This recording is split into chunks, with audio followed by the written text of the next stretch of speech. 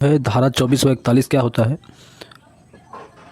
वह धारा 24-41 करवाने में कितना समय लगता है। दोस्तों यह वीडियो दो पार्ट में होगा। पहले पार्ट में हम जानेंगे कि धारा 24 व 41 क्या होता है, क्या ये दोनों धाराएं एक ही हैं या दोनों में कोई अंतर है, तथा दूसरे पार्ट में हम जानेंगे कि नाप जो आप कराएंगे धारा 24 या 41 जो कराएंगे उसकी प्रक्रिया लगभग कितने दिनों में पूर्ण हो जाती है, लगभग समय कितना लगता है।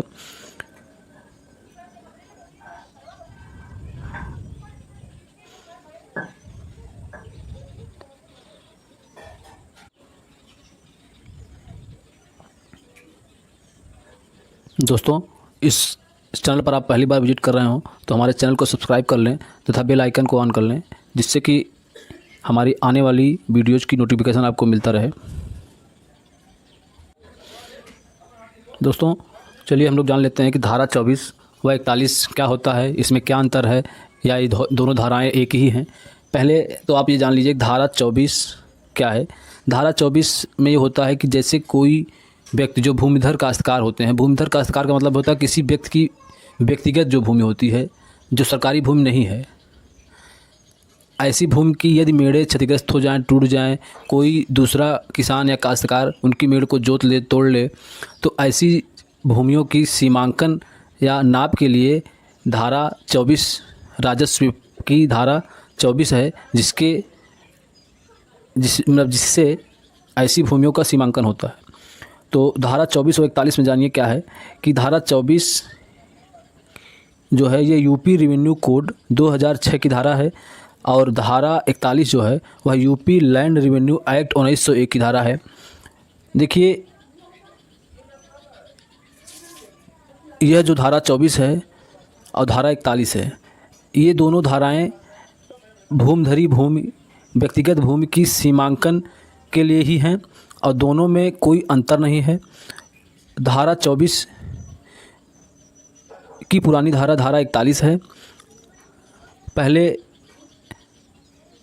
इसे धारा 41 के नाम से जानते थे लोग, अब यही धारा धारा 24 हो गई है। जब से यूपी रेवेन्यू कोड 2006 लागू हुआ है तब से यह धारा 24 हो गई है, और ये दोनों धाराएं सेम हैं, इसमें कोई अंतर नहीं है। अब हम जान लेते हैं कि धारा 24 या 41 की प्रक्रिया पूर्ण होने में लगभग कितना समय लग सकता है या लगता है। देखिए आप पहले ये जान लीजिए कि धारा 24 में होता क्या है। प्रारंभिक पैमाइश होती है, उसके बाद न्यायालय में फ़ाइल जब दाखिल होती है, प्रारंभिक पैमाइश के बाद उसमें सुनवाई होती है, तारीख लगता है, जो विपक्षी होते हैं उनको नोटिस जाता है, फिर संबंधित अधिकारी उसकी सुनवाई करते हैं और फिर उसमें फ़ाइनल आदेश होता है। जब फाइनल आदेश होता है उसके बाद पत्थर नसब की प्रक्रिया, मतलब ये पत्थर गड्डी की प्रक्रिया होती है। तो ये सामान्यतः ये 3 प्रक्रिया है जिससे ये धारा 24 व 41 होकर आगे बढ़ता है। आप ऐसे समझने के लिए जान लीजिए, जैसे धारा 24 है, आप धारा 24 के लिए आवेदन की पत्रावली तैयार कराते हैं। तैयार कराने के बाद उसमें अपना सरकारी शुल्क जमा करते हैं। सरकारी शुल्क जमा करने के बाद आप पत्रावली को संबंधित कार्यालय में जमा करते हैं। उसके बाद उसमें संबंधित अधिकारी द्वारा आदेश पारित किया जाता है कि राजस्व विभाग के कर्मचारी जो राजस्व निरीक्षक होते हैं उनको आदेश पारित होगा कि आप जाइए और जाके संबंधित व्यक्ति के प्लाट का सीमांकन करिए। तो उसमें जो राजस्व विभाग की टीम जाती है, उसमें फिर सीमांकन होता है। सीमांकन के बाद उसकी रिपोर्ट जो राजस्व अधिकारी होते हैं, राजस्व निरीक्षक, उसकी रिपोर्ट को न्यायालय में वापस जमा करते हैं। और अब इसमें आगे प्रक्रिया ये हो जाएगा कि जो लोग पक्षकार पार्टी बनाए जाएंगे उनको नोटिस जाएगा। फिर नोटिस के बाद की प्रक्रिया, उसके बाद जब न्यायालय से फाइनल आदेश हो जाता है तो फिर पत्थर को गाड़ने के लिए खेतों के मेड़ों पर, चारों कोनों पर पत्थर गाड़ने के लिए जब आदेश होता है तो पत्थर गड्डी की प्रक्रिया पूर्ण होती है। तो इन सब में लगभग कम से कम 3 महीने या 1 वर्ष का समय लग सकता है। लेकिन अब इसमें एक चीज़ और है कि जैसे पत्रावली आप दाखिल किए उस समय खेतों में फसल है तो फसल के कटने के बाद ही वहाँ पैमाइश होगी।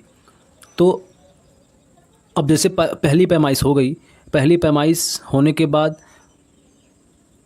रिपोर्ट दाखिल हो गया न्यायालय में, तो रिपोर्ट दाखिल होने के बाद जब वहाँ से आदेश होगा पत्थर गाड़ने के लिए, तो फिर अगर फसल वहाँ मौके पे हैं तो फिर पैमाइश वहाँ नहीं होगी। जब फिर फसल कटेंगे तब जाके वहाँ पे पैमाइश होगा। तो ऐसे समझिए कि सिहद्दा से जरीब लाने में संबंधित प्लाट तक तो फसल ना होगी तो पैमाइश अच्छी तरीके से होगा।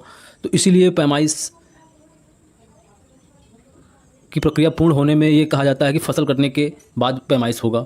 तो ये भी है कि लगभग भाई फसल खेत में होगी तो पैमाइश नहीं हो पाएगा, तो लगभग मान चलिए कि साल भर का समय, या और कोई बात हो गई उसमें जो विपक्ष बने हैं जिनके खेत में आपकी मेड़ जा रही है, तो वो भी अपना वहाँ पे आपत्ति दाखिल करते हैं। तो न्यायालय में आदेश होने में न्यायालय से समय लग सकता है।